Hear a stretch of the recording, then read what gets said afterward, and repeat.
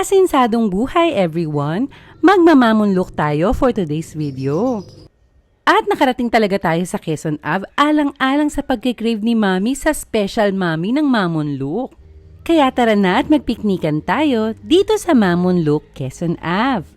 Nakakatuwa nga dito sa loob dahil imbis free wifi, ay pwede kang mag-free call sa iyong phone pal. Ito nga pala yung loob ng Mamon Look Restaurant. Parang old China ang dating. Isa ang Mamon Look sa mga pinakamatatagal ng mga restaurant dito sa Pilipinas.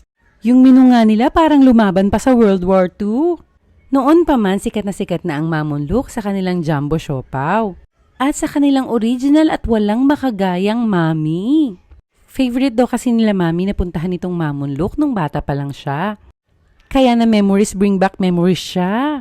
Nagugutom na kami kaya buti na lang nagdatingan na rin yung mga order namin. Siyempre pa nandito na rin lang tayo kaya titikman na natin lahat, di ba?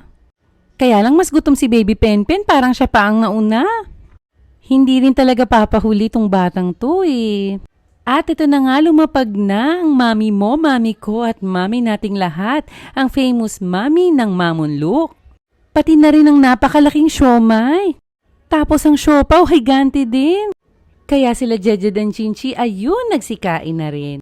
Kaya atak na at galit-galit muna tayo. Ito nga pala yung mas malinaw na price list nila, post nyo na lang. Una nating titikman itong siopaw. Ininggit na naman kayo ni Ate Sista. Only sauce dito, kaya ang sarap. Tignan nyo naman kung gaano kasolid yung laman. Siopaw pa lang, busog ka na.